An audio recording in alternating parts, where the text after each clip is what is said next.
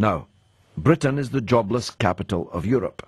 1 in 8 adults live in a house where no one works. My arithmetic, that's about 11%, which the converse, of course, means that 89% of people live in households where somebody does work. But that doesn't make quite as good a headline. Britain was last night exposed as the jobless capital of Europe. 1 in 8 adults living in a house where no one is in work. The government is preparing a clampdown on what they call, or what the popular press call, benefits scroungers. And they've produced a league table that revealed that a greater proportion of people in the UK are in jobless households than any other European country. Separate analysis has found that in the worst ghettos of worklessness, as many as 84% are on welfare. The devastating report paints a terrifying picture of the true extent of what the tabloids are calling shameless Britain, in which millions grow up in a culture of dependency where work does not pay. That's because the pay for the work isn't good enough, of course. The government will lay this week out plans to tackle this welfare dependency. The shocking report by the right-wing think tank Centre for Policy Studies revealed that 11.5% of UK adults, 1 in 8, live in workless households. This is the highest rate in the 6 largest economies in the European Union and almost twice the level in the Netherlands. The proportion is also higher than our closest economic competitors, Germany and France. The study concluded that while many more paid jobs became available between 1992 and 2007, far more of them went to households where there was already someone working, and thus doing little to attack this worklessness. However, there was some improvement over Labour's time in office. In 1998, the percentage in workless households was 12.5%, and it's fallen to 11.5%.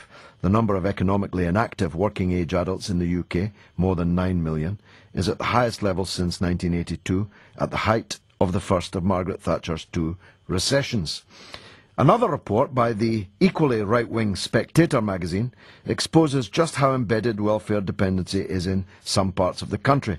They looked at the smallest statistical areas in the UK, containing around 1,000 adults in each, to find out where the worst ghetto of worklessness could be. And the worst is in the Rochdale ward of Central and Failing. Here, no fewer than 84% of residents are on benefits.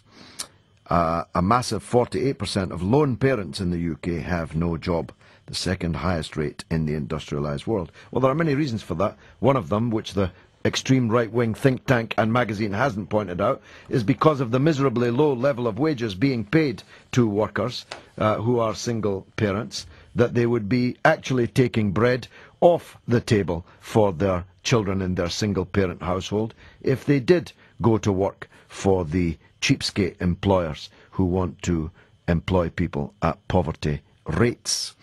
And the government's failure to have a decent minimum wage has, of course, made that problem more severe. Now, I happen to know Rochdale very well. I don't know that particular ward, but I'm willing to believe that there's a great deal of poverty and worklessness there. I don't think that justifies the full-scale lampooning and assault on Rochdale that there has been in the right-wing media all today. Andrew Gilligan, whose name escaped me earlier, the right-wing Daily Telegraph hack, and I really mean hack, actually stood outside of a tower block in Rochdale and counted the numbers going in and counted the numbers going out. He didn't find many coming out to work. Well, that's not a condemnation of the people in the tower block. That's a condemnation of the system that Mr. Gilligan loves so much. But we have a commentator who is prepared to shoot the right-wing breeze with me. His name is Simon Warr. He's a family and social commentator.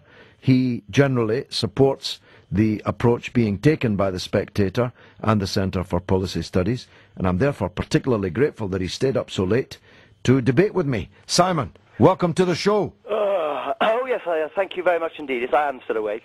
Yes, well, I'm glad you are. How could I possibly even slumber listening to that? Very interesting. Tell me, where do you stand on this? Well, first of all, can I just say something about the welfare state? And I want to make it absolutely clear that we should be proud of it. You know, any state that gives us the NHS free at the point of use is something to be proud of. Unemployment and sickness benefits stop people starving if they can't find work. The state pension, regardless of the unpredictabilities of the stock market, should provide a safety blanket when we're old.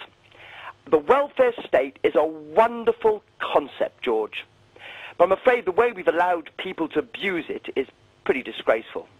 I mean, I think the welfare bill has ballooned by almost 50% in the last 15 years. It's something like £192 billion. As far as incapacity benefit, George, is concerned, something like £12 billion, which is paradoxical when you consider that this nation is obsessed with what we eat. There's a gym round every corner.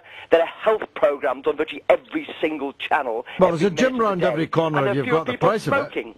Simon, there's a gym round every corner if you've got the price of it, and £12 billion pales into insignificance when compared to the £120 billion avoided in tax by the richest people in the country, at least according to Vince Cable, who's, the last time I looked, a minister in the condemned government.